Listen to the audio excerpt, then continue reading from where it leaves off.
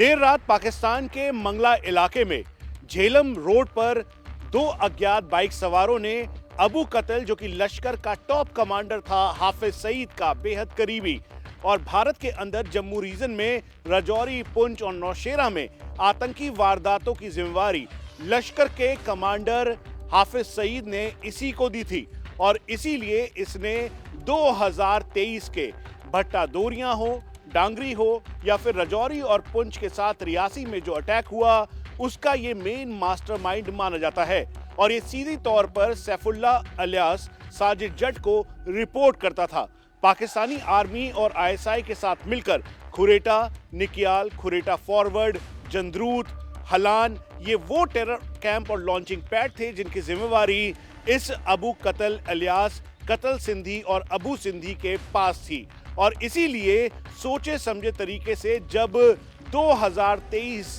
जून जुलाई में गिरफ्तारी हुई एनआईए के द्वारा नासिर नाम के एक ओवरग्राउंड वर्कर की, तो उसने बताया कि अबू कतल, जो कि 2002 से लेकर 2003 तक जम्मू कश्मीर में लश्कर की कमान संभालते हुए आतंकी वारदातों को अंजाम दे रहा था, दरअसल वही इन अटैक्स का मास्टरमाइंड है। उसके बाद जांच पड़ताल तेज की गई, ओवरग्राउंड वर्कर्स और जो इनके फाइनेंसिंग फंडिंग का जो पूरा का पूरा नेटवर्क था, उसे एनआईए ने ध्वस्त किया। अब ऐसे में पिछले दिनों हुए नौशेरा या फिर आसपास के इलाके में जो कि टेरर एक्टिविटीज या फिर इन्फिल्ट्रेशन की कोशिश हुई, उसमें लॉन्चिंग कमांडर के तौर पर अबू कतल का नाम सामने आया। और फिर पूरी जो इन्वेस्टिगेशन शुरू की गई, लाइन ऑफ कंट्रोल पे निकियाल से लेकर खुरेटा फॉरवर्ड और आसपास के सभी इलाके, यानी भारत की तरफ जो जम्मू का इलाका है, नौशेरा से लेकर पुंछ तक के सभी इलाकों में लगातार इनके ओवरग्राउंड वर्कर्स के नेटवर्क को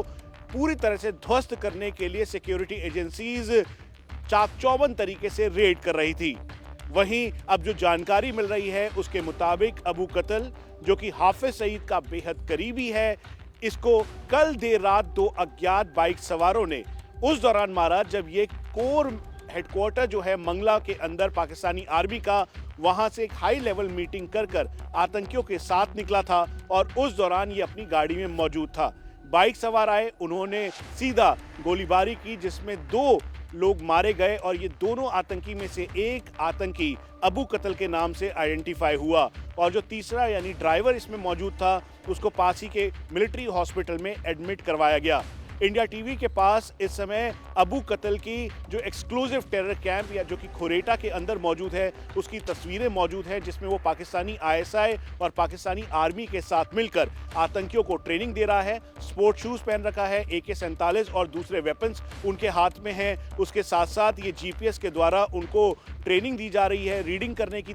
तैयारी की जा रही है। उसके अलावा जो लाइन ऑफ कंट्रोल के आसपास का पूरा इलाका है, वहाँ की एक जानकारी इस कैंप में उनको दी जाती थी ताकि जैसे ही मौसम में बदलाव हो वो इन्फिल्ट्रेट करके जम्मू कश्मीर के अंदर आ सकें और आतंकी वारदात को अंजाम दे सकें। लेकिन भारतीय एजेंसीज और खास तौर पे भारतीय सेना, जम्मू कश्मीर पुलिस और CRPF के पास इसकी पूरी सटीक जानकारी थी। अब ऐसे में अबू कतल के मारे जाने से सैफुल्लाह अलियास जो साजिद जट है, उसकी तरफ हर किसी की इन्वेस्टिगेशन आगे बढ़ रही है ताकि जल्द से जल्द इसको भी न्यूट्रलाइज किया जा सके। लेकिन ये पाकिस्तान में लश्कर का मेन किंगपिन है। हाफिज सईद के बाद यही भारत के अंदर जो हो रहे ऑपरेशंस की पूरी देखरेख करता है। इसीलिए अब इन्वेस्टिगेशन, चाहे जितने भी आतंकी पकड़े गए, लश्कर के ओवरग्राउंड वर्कर्स पकड़े गए जिनके द्वारा इन्होंने logistic, mobile phones, rations, ammunitions भिजवाया है, उन सभी के ऊपर धरपकड़ शुरू कर दी गई है।